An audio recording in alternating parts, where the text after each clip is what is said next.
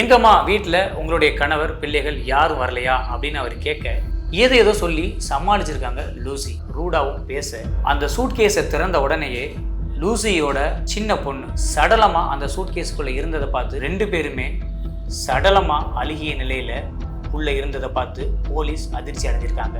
அவங்களுடைய முகங்கள் ரொம்பவே சிதைக்கப்பட்ட நிலையில் அவங்கள அந்த இடத்துல அவங்க மறைச்சி வச்சிருந்துருக்கிறாங்க. மிக கொடூரமாக முக சிதைஞ்ச நிலையில் அதிபயங்கரமாக கொலை செய்யப்பட்டு, அதாவது செத்த பிறகும் மேலும் மேலும் ஒரு ஆத்திரத்தில் கொள்ளுவாங்க இல்லையா, அது போல ஒரு வெறித்தனமான ஒரு சம்பவத்தை நடத்தியிருக்காங்க லூசி. தனக்கு பிறந்த பயாஸ் அப்படின்ற 7 வயசு பையன் இரும்பு கம்பியால் தலையில் அடித்து அவனையும் கொலை பண்ணேன். ஓடாலியாலையும் அருவாளாலையும் கந்தரம் மூலமாக வெட்டி பயங்கரமாக உடலை சிதைக்கிற அளவுக்கு கொலை பண்ணியிருக்காங்க. ஒவ்வொரு கொலைக்கு பின்னாலேயும் ஒரு ஸ்ட்ராங்கான காரணம் இருக்கும். கேரளாவையே அதிர வச்ச ஒரு பதப்பதைக்க வச்ச ஒரு சம்பவம் அப்படின்னா மிகப்பெரிய ஒரு பெண் பண்ண அந்த சம்பவம் தான். இந்த சம்பவத்துக்கு பின்னணியில் என்னெல்லாம் இருக்குது, இதுதான் கேரளாவிலேயே நடந்த பயங்கரமான குற்றமா, அதுக்கு தான் அதிகமான தண்டனை கொடுக்கப்பட்டுச்சா அப்படின்றத நம்ம இங்கே பார்ப்போம். கேரளாவிலேயே முதல்ல தூக்கு தண்டனை கொடுக்கப்பட்ட பெண் அப்படின்னா லூசி அப்படின்ற பெண் தான். இந்த லூசி என்ன பண்ணாங்க, எவ்வளவு பயங்கரமான குற்ற சம்பவத்தை செஞ்சாங்க அப்படின்றத இன்னைக்கு நம்ம விரிவாக பார்க்க போகிறோம். இந்த சம்பவம் 1968 நடந்திருக்கு அப்படின்னா பார்த்துக்கோங்க. 1968 கேரளாவில் புரப்பலா அப்படின்ற இடத்துல ஜெயின் ஜெபஸ்டின் அப்படின்ற ஒரு ஸ்கூல் இருக்குது. இந்த ஸ்கூலில் ஒரு ஜோசப் அப்படின்ற ஒரு வாத்தியார் இருக்கார். இந்த ஜோசப் அப்படின்ற வாத்தியார் ரொம்பவே கஷ்டப்பட்டு முன்னுக்கு வந்து வாத்தியாராக இருந்து தன்னுடைய கடின உழைப்பின் மூலமாக படிப்படியாக அந்த பள்ளியோடைய தலைமை ஆசிரியராகவும் ஆகுறாரு. அந்த பள்ளியை பார்த்தோம் அப்படின்னா அங்கே சுற்று வட்டாரத்தில் இருக்கக்கூடிய ஒரு ஏழை எளிய மக்கள் படிக்கக்கூடிய ஒரு பள்ளியாக பார்க்கப்படுது. இந்த பள்ளியினுடைய தலைமை ஆசிரியர் இருக்கக்கூடிய நம்ம ஜோசப் அப்படின்றவர் தான் இந்த பள்ளியை முழுக்க திறக்கிறது பூட்டுறது எல்லாமே அவர் தான் பண்ணியிருக்காரு. ஜோசப்போடைய பள்ளி வாழ்க்கை ஒரு திறமையான வாத்தியார் அப்படின்ற ஒரு பேர் வாங்கியிருக்கிறாரு. அது மட்டும் இல்லை, இவர் ஒரு நல்ல வாத்தியார், மக்களிடையே எல்லா மக்களிடையும் நல்லா பழகிட்டு வந்திருக்காரு. அங்கே இருக்கக்கூடிய ஸ்டூடெண்ட்ஸுக்கு ரொம்பவே பிடிச்ச ஒரு வாத்தியாராகவும் இருந்திருக்காரு. அவரோட வாத்தியார் வாழ்க்கை எப்படி தான் நல்ல முறையில் போனாலும் அவருடைய சொந்த வாழ்க்கையில் பல பிரச்சனைகளும் பல இன்னல்களும் வந்திருக்கு. இது யாருக்குமே தெரியாமல் இருந்தது தான் மிகப்பெரிய ஆச்சரியம். ஜோசப்புக்கு திருமணமாகி 2 பசங்க இருந்திருக்கிறாங்க. ஜோசப்புக்கு 9 வயசில் ஜோஸ் அப்படின்ற பையனும் லூகாஸ் அப்படின்ற 2 வயசுல பையனும் ரொம்பவே சந்தோஷமாக வாழ்க்கையை போயிட்டு இருந்திருக்காரு. இப்படி இருக்கக்கூடிய சூழ்நிலையில் தான் ஜோஸோடைய முதல் மனைவி இறக்குறாங்க.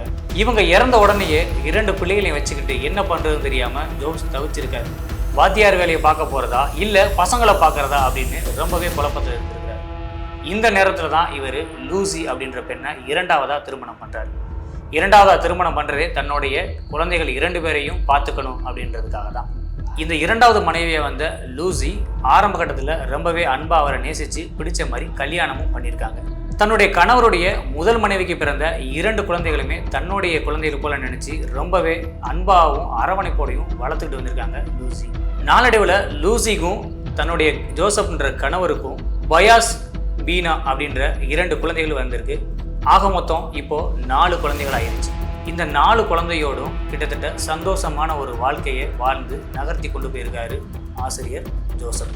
எல்லோரும் சொல்லுவாங்க 2ஆவது மனைவி வந்துட்டா தன்னுடைய முதல் மனைவியோட பிள்ளைகளை ஒரு சித்தி மாதிரி பார்ப்பாங்க அப்படின்னு. ஆனால் லூசி அப்படி பார்க்கல. ஜோசப்போடைய முதல் மனைவிக்கு பிறந்த 2 பிள்ளைகளையும் தன்னுடைய பிள்ளைகள் மாதிரியே நினைத்து அந்த 4 பேரையும் நல்லபடியாகவே வளர்த்துருக்காங்கன்னு அக்கம் பக்கத்தில் உள்ளவங்க சொல்கிற அளவுக்கு கொஞ்சம் கூட ஒரு சந்தேகம் வராமல் வளர்த்துருக்காங்க. அப்படின்னா அவங்க உண்மையிலேயே அன்பாக தான் வளர்த்துருப்பாங்க அப்படின்னு சொல்கிறாங்க. சம்பவம் நடக்கிற 1968 வருஷம் பார்த்தீங்கன்னா தன்னுடைய கணவர் ஜோசப்போடைய முதல் மனைவிக்கு பிறந்த 2 பசங்களுமே டீனேஜுக்கு வந்துடுறாங்க. ஜோஸ் லூகாஸ் 2 பேருமே டீனேஜுக்கு வந்துடுறாங்க. தன்னுடைய கணவருக்கும் லூசிக்கும் பிறந்த குழந்தைகள் பயாஸுக்கு 7 வயசாகுது. தன்னுடைய பெண் குழந்தை பீனாவுக்கு 1 வயசாகுது. 7 வயசில் ஒரு பையனும் 1 வயசுலையும் ஒரு பெண் குழந்தையும் வச்சுக்கிட்டு ரொம்பவே லூசி ஒரு வாழ்க்கையை நோக்கி நகர்ந்துட்டு இருக்காங்க. இந்த இடத்துல தான் ஒரு தவிர்க்க முடியாத சம்பவம் நடந்திருக்கு. ஜோசப்போட பள்ளியிலிருந்து மலப்பலாவுக்கு சுற்றுலா போகிறோம், யார் யாரெல்லாம் வர்றீங்க அப்படின்னு ஸ்கூலில் கேட்டிருக்காங்க. அதுக்கு ஜோசப் நானும் வர்றேன் அப்படின்னு அவரும் தன்னுடைய விருப்பத்தை சொல்லியிருக்காரு. இப்போது 1968 பிப்ரவரி மாதம் 7ஆம் தேதி இந்த சம்பவம் நடக்குது. ஜோசப் தன்னுடைய பள்ளிக்கூடத்தில் எல்லாரும் சேர்ந்து டூர் போகிறாங்க. அதுக்கு தன்னோட 2ஆவது மனைவிக்கு பிறந்த லூசிக்கு பிறந்த பயாஸ் அப்படின்ற 7 வயசு பையனை கூட்டிக்கிட்டு டூருக்கு போகிறாரு. டூருக்கு போனவர் அங்கே எல்லா இடத்துலையுமே சுற்றி பார்த்துட்டு நைட்டு ரொம்ப லேட்டாக வர்றாங்க. லேட்டாக வந்ததும் தனக்கு ரொம்ப அசதியாக இருக்குது, நான் இன்னைக்கு சீக்கிரமாக தூங்க போகிறேன் அப்படின்னு லூசி கிட்ட ஜோசப் சொல்கிறாரு. பசங்க 2 பேரும் தூங்கிட்டாங்களா அப்படின்னு கேட்டிருக்காங்க. அவங்க தூங்கிட்டாங்க அப்படின்னு சொல்கிறாங்க. அதை அப்படியே நம்பின ஜோசப் அதை வீட்டுக்குள்ளே போய் அந்த ரூமை திறந்து அவங்க என்ன பண்ணுறாங்க அப்படின்னு பார்க்கவே இல்லை. அவர் பார்த்துருந்தா அன்னைக்கு நைட்டே என்னன்னு தெரிஞ்சிருந்திருக்கும். பிறகு மறுநாள் காலையில் பிப்ரவரி 8ஆம் தேதி காலையில் 8 மணி ஆச்சு, 8:30 ஆச்சு, 9 மணி ஆச்சு. பள்ளிக்கூடத்துக்கு சாவியை பூட்டிட்டு வந்த ஜோசப் பள்ளிக்கூடத்தை திறக்க வரவே இல்லை. அவங்களோட வேலை பார்க்குற சக டீச்சர் இன்னும் ஜோசப்பை காணோம், அவர்கிட்ட தான் சாவி இருக்குது அப்படின்னு அவரை தேட ஆரம்பிச்சிருக்காங்க. ஏன்னா தொலைபேசி இல்லாத காலகட்டங்கள் அப்போ எப்படி இருக்கும் அப்படின்னா நேரில் தான் போய் சந்தித்து அவங்கள பார்த்து சாவி வாங்கிட்டாங்க. பொறுத்து இருந்த பார்த்த டீச்சர் ஸ்கூலை திறக்கணும், சாவி இல்லை அப்படின்னு நேர ஜோசப்போட வீட்டுக்கு போயிருக்காங்க. அங்கே ஜோசப்போடைய மனைவி லூசி பள்ளிக்கூடத்தோட சாவியை எடுத்து கொடுத்து அவர் ரொம்ப அசதியாக தூங்கிட்டாரு, அவருக்கு உடம்பு சரியில்லை, நேற்று டூர் போனதுனால அப்படின்னு சொல்லியிருக்காங்க. இதை அப்படியே நம்பின அந்த டீச்சர் சாவியை வாங்கிட்டு போய் பள்ளிக்கூடத்தையும் திறந்துருக்காங்க. அன்னைக்கு முழுக்க பள்ளிக்கூடத்தை திறந்துட்டு மறுபடியும் சாயங்காலம் சாவியை கொண்டு வந்து லூசி கிட்ட கொடுக்குறாங்க. அப்பவும் சார் எங்கன்னு கேட்டிருக்காங்க. அவங்க வெளியில் போயிட்டாங்க, அவங்க வர்றதுக்கு லேட் ஆகும், வந்தால் சாவியை வாங்கி வைக்க சொன்னாங்க அப்படின்னு லூசி சொல்லியிருக்காங்க. இதற்கு அடுத்த நாள் ஞாயிற்றுக்கிழமை லூசி என்ன பண்ணியிருக்காங்கன்னா தன்னுடைய வீட்டில் இருந்த ஒரு பெரிய சூட்கேஸை எடுத்துக்கிட்டு தன்னுடைய வீட்டுக்கு பக்கத்தில் இருந்த ஒரு சர்ச், ஞாயிற்றுக்கிழமை ஆனால் குடும்பத்தோட ஜோசப், லூசி தன்னோட 4 பசங்களும் குடும்பத்தோட போகக்கூடிய அந்த சர்ச்சுக்கு போயிருக்காங்க. லூசி கையில் வச்சுருந்த பெரிய சூட்கேஸை எடுத்துக்கிட்டு சர்ச்சில் இருக்கக்கூடிய ஃபாதர்கிட்ட போய், ஃபாதர் என்னுடைய குடும்பத்தில் இருக்கிற எல்லா பேருக்கும் ஜெபம் பண்ணணும், அதுக்கு நீங்கள் பிரார்த்தனை பண்ணுங்க அப்படின்னு சொல்லியிருக்காங்க. சரிம்மா பண்ணிடலாம், அதுக்கு காணிக்கை கொடுங்க அப்படின்னு சொன்னதும் இவங்க தன்னுடைய மணிப்பர்ஸை எடுத்து திறந்து காசை கொடுக்க முயற்சி பண்ணியிருக்காங்க. அப்போது அவங்க கட்டுக்கட்டாக நிறையா பணம் வச்சுருந்ததை அந்த ஃபாதர் பார்த்துருக்காரு. எங்கம்மா வீட்டில் உங்களுடைய கணவர் பிள்ளைகள் யாரும் வரலையா அப்படின்னு அவர் கேட்க, லூசி அப்போ தான் ஒரு பொய்யை சொல்ல ஆரம்பிக்கிறாங்க. யாரும் வரலை, எல்லாரும் வெளியில் போயிருக்காங்க, நான் மட்டும்தான் இன்றைக்கி வந்தேன் அப்படின்னு சொல்லியிருக்காங்க. சரி, கையில் என்ன சூட்கேஸ் வச்சுருக்கீங்க, இது என்ன அப்படின்னு அந்த ஃபாதர் கேட்க ஏதோ சொல்லி சமாளிச்சிருக்காங்க லூசி. ஆனால் ஃபாதருக்கு ஏதோ ஒரு இடத்துல ரொம்பவே சந்தேகம் வந்திருக்கு. இந்த சூட்கேஸில் ஏதோ ஒன்று இருக்குது, இவங்க நம்மக்கிட்ட எதையோ ஒன்றை மறைக்கிறாங்க அப்படின்னு. ஒரு கட்டத்தில் ஃபாதர் இது என்னோட சூட்கேஸ், நான் ஏன் இதை திறக்கணும், நான் ஏன் உங்ககிட்ட காட்டணும் அப்படின்னு லூசி ரொம்பவே ரூடாகவும் பேச சர்ச்சில் இருந்த எல்லா பேருமே வந்து அந்த இடத்துல கூட்டம் சேர ஆரம்பிச்சிட்டாங்க. ஒரு கட்டத்தில் சர்ச்சுக்குள்ளே வந்துட்டா இது நாங்கள் சொல்கிறதான் கேட்கணும், நீங்கள் இதை திறந்தே நீங்கள் காட்டி ஆகணும், இந்த சூட்கேஸை உடனே ஓப்பன் பண்ணி காட்டுங்க அப்படின்னு ஃபாதர் வந்து பிடிவாதமாக இருந்திருக்காரு. அப்போ தான் எல்லாருமா சேர்ந்து அந்த சூட்கேஸை திறந்து பார்க்கும்போது பெரிய அதிர்ச்சி எல்லாருக்கும் காத்திருந்துச்சு. அந்த சூட்கேஸை திறந்த உடனேயே லூசியோட சின்ன பொண்ணு, 1 வயசு வீணா அப்படின்ற பொண்ணு சடலமாக அந்த சூட்கேஸுக்குள்ளே இருந்ததை பார்த்து அங்கே சர்ச்சில் இருந்த எல்லாருமே ரொம்பவே ஷாக் ஆகி அப்படியே போலீஸுக்கு ஃபோன் பண்ணியிருக்காங்க. போலீஸ் வந்ததும் லூசி கிட்ட விசாரிக்க வேண்டிய விதத்தில் விசாரித்த உடனே தன்னுடைய 1 வயது குழந்தைய நான் கொல்லலை அப்படின்ற விஷயத்த சொல்லியிருக்காங்க. சரி வாங்க வீட்டுக்கு போகலாம் அப்படின்னு வீட்டுக்கு போனப்போ தான் அங்கே பேரதிர்ச்சி காத்திருந்துச்சு போலீஸுக்கு. வீட்டுக்கு போனதும் போலீஸார் கேட்டிருக்காங்க லூசி கிட்ட, உங்களுடைய கணவர் எங்க, பிள்ளைகளை எங்க அப்படின்னு. அப்போ தான் லூசி வாயை திறந்து உண்மையை சொல்ல ஆரம்பிக்கிறாங்க. கையை உயர்த்தி அங்கே ஒரு இடத்த காட்டுறாங்க. அங்கே ஒரு சணல் இருக்கா, அங்கே போய் பாருங்க அப்படின்னு சொல்கிறாங்க. அங்கே போய் போலீஸ் அங்கே இருந்த வைக்க போகிற எடுத்துட்டு கீழே இருந்த அந்த பள்ளத்தில் பார்த்துருக்காங்க. அங்கே தன்னுடைய ஜோசப் கணவர், அவருக்கு மூத்த மனைவிக்கு பிறந்த டீனேஜில் இருந்த ஜோஸ், லூகாஸ் 2 பேருமே சடலமாக அழுகிய நிலையில் உள்ளே இருந்ததை பார்த்து போலீஸ் அதிர்ச்சி அடைஞ்சிருக்காங்க. அவங்களுடைய முகங்கள் ரொம்பவே சிதைக்கப்பட்ட நிலையில் அவங்கள அந்த இடத்துல அவங்க மறைச்சி வச்சுருந்துருக்குறாங்க. அதன் பிறகு போலீஸ் கேட்குறாங்க உங்களுடைய கணவரை எங்க அப்படின்னு. இன்னொரு இடத்த கையை காட்டுறாங்க. அங்கே இருந்த பள்ளத்தில் மேலே வைக்க போகிற வச்சு மூடி வச்சிருந்ததை போய் போலீஸ் பார்க்குறாங்க. அங்கே அவருடைய கணவர் ஜோசப் மிக கொடூரமாக முக சிதைஞ்ச நிலையில் அதிபயங்கரமாக கொலை செய்யப்பட்டு, அதாவது செத்த பிறகும் மேலும் மேலும் ஒரு ஆத்திரத்தில் கொள்ளுவாங்க இல்லையா, அது போல் ஒரு வெறித்தனமான ஒரு சம்பவத்தை நடத்தியிருக்காங்க லூசி அப்படின்றத போலீஸ் கண்கூடாக பார்த்துருக்காங்க. இன்னொரு பக்கம் தனக்கு பிறந்த பயாஸ் அப்படின்ற 7 வயசு பையன் தலையில் அடிபட்டு அவரும் பிணமாக கடந்ததை பார்த்து போலீஸே அதிர்ச்சி ஆகிட்டாங்க. இப்போது எல்லாருக்கும் மிகப்பெரிய ஒரு சந்தேகம் என்ன அப்படின்னா, தன்னுடைய கணவரை வெறித்தனமாக கொண்டிருக்காங்க. தன்னுடைய கணவருடைய மூத்த மனைவிக்கு பிறந்த 2 பிள்ளைகளையும் வெறித்தனமாக கொண்டிருக்காங்க.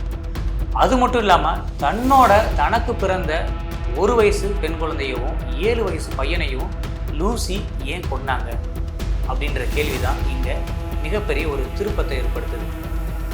இப்போ போலீஸுக்கு லூசி கொடுத்த வாக்குமூலத்தில் என்ன சொல்கிறாங்க அப்படின்னா, ஜோசப் தன்னுடைய 7 வயது பயாஸை கூட்டிக்கிட்டு டூர் போயிருந்தார் இல்லையா. இந்த டூர் போன கேப்பில் பகல் முழுக்க வீட்டில் இருந்த தன்னுடைய கணவருடைய மூத்த மனைவிக்கு பிறந்த டீனேஜில் இருந்த ஜோஸ் லூகாஸ் 2 பேரையும் பயங்கரமான கோடாலி அருவா வச்சு அதிபயங்கரமாக ரொம்பவே கொடூரமாக வெட்டி கொலை பண்ணியிருக்காங்க. அன்னைக்கு நைட்டு கணவர் வரும்போது அவர் அந்த ரூமை போய் பார்த்துருந்தாருன்னா அவங்க 2 பேருமே கொலை செய்யப்பட்டிருந்தது தெரிஞ்சிருக்கும்.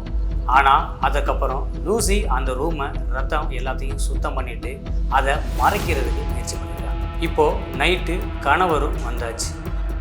கணவரை ஏன் கொன்னீங்க, அந்த 2 பிள்ளைகளை ஏன் கொன்னீங்க, இவங்க 2 பேரையும் ஏன் கொன்னீங்க அப்படின்னு அடுக்கடுக்கான கேள்வியை போலீஸ் வைக்கிறாங்க. ஒவ்வொரு கொலைக்கு பின்னாலேயும் ஒரு ஸ்ட்ராங்கான காரணம் இருக்கும். இந்த அளவுக்கு ஒருத்தவங்க கொலை பண்ணுறாங்க அப்படின்னா அந்த அளவுக்கு என்ன நடந்துச்சு அப்படிங்கிறது தான் இங்கே எல்லோருடைய கவனத்தையும் ரொம்பவே உன்னிப்பாகுச்சு. ஜோசப் தினம் வரதட்சணை கொடுமை பண்ணதாகவும் தன்னை ரொம்பவே விரும்பி வந்த பொண்ணாக பார்க்காம தினம் சித்திரவதை பண்ணி கொடுமைப்படுத்தினதாகவும் லூசி போலீஸுக்கிட்ட வாக்குமூலத்தை கொடுக்குறாங்க.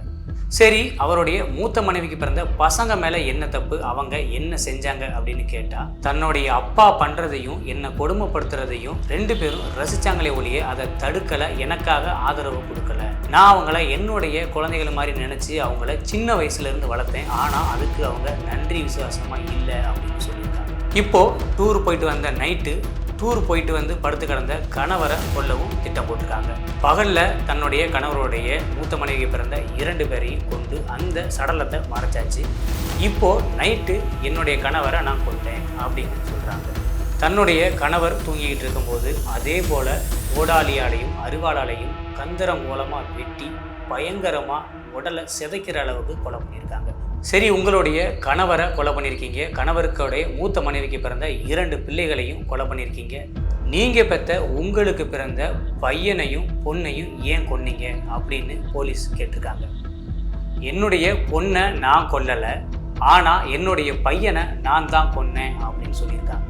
சரி, உங்களுடைய பையன் உங்களுக்கு என்ன பண்ணாரு அப்படின்றத போலீஸ் கேட்க அப்போ தான் உண்மை வெளியே வந்திருக்கு. என்னுடைய கணவர் ஜோசப்பை நான் கொலை பண்ணிக்கிட்டு இருக்கும்போது என்னுடைய 7 வயசு பயாஸ்ன்ற பையன் பார்த்துட்டு அலறி துடிச்சு பயந்து போய் ஓடிட்டான். இவன் எங்கே வெளியில் போய் என்னுடைய கணவரை நான் கொன்னதையோ இங்கே நடந்த சம்பவத்தை பற்றி வெளியில் போய் சொல்லிடுவானோன்னு பயந்து நான் அவனை இரும்பு கம்பியால் தலையில் அடித்து அவனையும் கொலை பண்ணேன் அப்படின்னு சொல்லியிருக்காங்க. சரி, உங்களுடைய 1 வயசு பொண்ணு என்ன பண்ணாங்க, அவங்கள எதுக்காக கொன்னீங்க அப்படின்னு போலீஸ் கேட்டிருக்காங்க. ஆரம்பத்தில் லூசி இவங்க 3 பேரை மட்டும்தான் கொல்ல திட்டம் போட்டிருக்காங்க. தன்னுடைய கணவர் ஜோசப், கணவருடைய மூத்த மனைவிக்கு பிறந்த 2 பேர், ஆக மொத்தம் 3 பேரையும் கொலை பண்ணிவிட்டு இங்கேருந்து தனக்கு பிறந்த மகனோடையும் மகளோடையும் வெளியில் போய் எங்கேயாவது ஒரு இடத்துல வாழணும்னு தான் திட்டம் போட்டிருக்காங்க. ஆனால் அந்த திட்டம் தன்னுடைய உயிர் பயத்தாலையும் போலீஸ் மேலே இருக்கக்கூடிய அச்சத்தாலையும் கடைசியில் தன்னோட பிள்ளைகளையே கொல்ல வச்சிருச்சு. தன்னோட 7 வயசு பையனை லூசியை கம்பியால் அடித்து கொண்டுட்டு தன்னுடைய 1 வயசு மகள் அங்கே இருக்கிற உயரமான இடத்துல இருந்து கீழே விழுந்து அடிபட்டு அவள் இறந்துட்டதாலும் அதை விட்டுட்டு போக மனசு இல்லாமல் தான் சூட்கேஸில் வச்சு ஃபாதர்கிட்ட சர்ச்சுக்கு எடுத்துகிட்டு போனதாகவும் லூசி சொல்கிறாங்க. லூசியோட திட்டமே இவங்க 3 பேரையும் முதல்ல கொன்று அந்த உடலை அந்த வக்கீலாக வச்சு எரிச்சிட்டு இவங்க தப்பிச்சு போகிறதான் பிளான். இப்போது 5 பேரையும் கொலை பண்ணிட்டாங்க அப்படின்னு போலீஸ் சொல்லும்போது தன்னுடைய மகளை மட்டும் எப்படி இவங்க கொலை பண்ணாமல் இருப்பாங்க அப்படின்னு ஒரு கேள்வி. ஏன்னா அவங்க சொன்ன அந்த பதிலை போலீஸ் நம்பலை. என்னதான் லூசி நான் 4 பேரை தான் கொலை பண்ணேன், என்னோட 1 வயசு பொண்ணை கொலை பண்ணலை அப்படின்னு சொன்னாலும் போலீஸ் அதை நம்ப தயாராக இல்லை. இப்போது அடுத்த கட்டமாக போலீஸ் கேட்குற அடுத்த கேள்வி, இந்த 4 கொலையும் நீ தனியாளாக தான் பண்ணியா அப்படிங்கிற மிகப்பெரிய ஒரு கேள்வி. இங்கே தான் லூசி போலீஸுக்கிட்ட வாக்குமூலம் கொடுக்கும்போது ஒரு தகவலை சொல்கிறாங்க. ஜாய் அப்படின்ற என்னோட சகோதரர் அடிக்கடி என்னுடைய கணவர் என்கிட்ட சண்டை போடும்போது வந்து இடையில கண்டிச்சுட்டு போனார். இதுக்கிடையில வந்து என்னுடைய கணவர் அவர் ஒரு தடவை அடிக்கவும் செஞ்சுருக்காரு அப்படின்னு ஒரு தகவலை சொல்ல போலீஸ் அந்த இடத்துல இருந்து அந்த ஜாய் யார், உங்களுடைய அண்ணனை வர சொல்லுங்க அப்படின்னு அவங்களையும் விசாரிச்சிருக்காங்க. ஆனால் இந்த விசாரணையில் ஜாய் என்ன சொல்லியிருக்காருன்னா, என்னுடைய மச்சானை நான் அடித்ததில்லை, பிரச்சனையில் தலையிட்டு நான் பல தடவை சமாதானம் பேசி வச்சது உண்மைதான், ஆனால் கொலை செய்கிற அளவுக்கு நான் போகலை, எனக்கும் இதுக்கும் எந்த சம்மந்தமும் இல்லை அப்படின்னு அவர் சொல்லியிருக்காரு. போலீஸ் விசாரித்ததுலேயும் அவருக்கு எதிராக எந்த ஒரு தடயமும் சிக்கலை. அப்போது இந்த 4 கொலையவும் லூசின்ற பெண்ணு தனியாகவே திட்டம் போட்டு தன்னோட திட்டப்படி ஒவ்வொருத்தரையும் கொலை பண்ணியிருக்கிறது ஊர்ஜிதமாக போலீஸுக்கு தெரிஞ்சிருக்கு. கேரளாவையே அதிர வச்ச இந்த கொலை சம்பவம், ஒரு பெண்ணு தனியாக இருந்து தன்னோட குடும்பத்தில் இருக்கிற அத்தனை பேரையும் கொலை பண்ணிட்டா. 1 வயசு பொண்ணுன்னு பார்க்கல, 7 வயசு பையனு பார்க்கல, தன்னுடைய கணவரோட மூத்த சம்சார பையன் ஒட்டுமொத்தமாக ஒரு வீட்டோட 5 பேரையும் கொலை பண்ணியிருக்கா. இவெல்லாம் ஒரு மனுஷியா அப்படின்னு அவரை மிகப்பெரிய ஒரு அரக்கி மாதிரி பார்த்து அந்த காலகட்டத்தில் அவருக்கு எதிராக மிகப்பெரிய ஒரு புரட்சியே ஏற்பட்டுச்சுன்னா நம்ம சொல்லலாம். இந்த மாதிரி கொடூரமான சம்பவங்களை செஞ்ச பெண்ணுக்கு ரொம்பவே கொடுமையான தண்டனை கொடுக்கணும் அப்படின்ற மிகப்பெரிய ஒரு எதிர்ப்பு மக்கள் மத்தியில் பயங்கரமாக வந்துச்சு. இந்த கேஸு லூசியோட இந்த கேஸு எர்ணாகுளத்தில் இருக்கிற நீதிமன்றத்தில் நடந்தபோது வழக்கை விசாரித்த நீதிபதி லூசி செஞ்ச குற்றங்களை ஊர்ஜிதமாக சாட்சியத்தோட உறுதி செஞ்சு எர்ணாகுளம் நீதிமன்றத்தில் இந்த வழக்கை விசாரித்த நீதிபதிகள் சாட்சிகளோடையும் போலீஸாரோடைய அவங்க கொடுத்த வாக்குமூலத்தின் அடிப்படையிலும் அவங்கள குற்றவாளி நிரூபித்து தூக்கு தண்டனை கொடுத்தாங்க. கேரளாவிலேயே முதல் முறையாக ஒரு மிகப்பெரிய ஒரு கொடூர கொலை சம்பவத்தை செஞ்ச ஒரு பெண்ணுக்கு மரண தண்டனை கொடுக்கப்பட்டிருக்கு அப்படின்னா அந்த பெண்ணுக்கு தான் அப்படின்னு இன்னைக்கு வரைக்கும் சொல்லப்பட்டுன்னா பார்த்துக்கோங்க. லூசி அதன் பிறகு பல வருஷமாக ஜெயிலில் இருக்காங்க. அதன் பிறகு மேல்முறையீட்டுக்கு போய் தன்னுடைய மரண தண்டனையை ரத்து பண்ணி சில வருஷங்கள் இல்லை பல வருஷங்கள் ஜெயிலில் இருந்துட்டு வயசானதுக்கப்புறம் லூசி சிறையை விட்டு வெளியில் வந்தாங்க. சிறையை விட்டு வெளியில் வந்தோன்னா தன்னுடைய சொந்த ஊருக்கு போகும்போது அங்கே அவங்கள எல்லோருமே ரொம்பவே ஆச்சரியத்தோடையும் அதிர்ச்சியோடையும் பார்த்துருக்காங்க. இப்போது லூசி உயிரோடு இருக்காங்களா இல்லையா அப்படிங்கிறதா இங்கே எல்லாருடைய கேள்வி. கிட்டத்தட்ட 1968 நடந்த சம்பவம். அதன் பிறகு பல வருஷம் லூசி சிறையில் இருந்திருக்காங்க. அதுக்கப்புறம் தான் மரண தண்டனையில் இருந்து படிப்படியாக குறைந்து சிறையிலிருந்து விடுதலை செய்யப்பட்டு ஊருக்கு வந்திருக்காங்க. அதன் பிறகு அவங்க அங்கே இல்லை, ஊரை விட்டு போயிட்டாங்க அப்படின்றாங்க. அப்படியே அவங்க ஊரை விட்டு போயிருந்தாலும் இன்னைக்கு 2026 லூசி உயிரோடு இருப்பதற்கு வாய்ப்பே இல்லை அப்படின்னு தான் சொல்லப்படுது. கேரளாவில் சமீபத்தில் சார்லி ஜோசப் அப்படின்ற பெண் குடும்பத்தோட விஷம் வச்சு கொண்டுட்டாங்க. இதுதான் ஒரு மிகப்பெரிய குற்றம் அப்படின்னு எல்லாரோடையும் பேசப்பட்டுச்சு. ஆனால் அதை விட அதிபயங்கரமான ஒரு குற்றம், முதல்ல ஒரு மரண தண்டனை கொடுக்கும் அளவிற்கு செய்த ஒரு குற்றம் லூசி என்ற பெண் 1968 செய்திருக்கிறார். அதற்கான தடயமும் சாட்சியம் தான்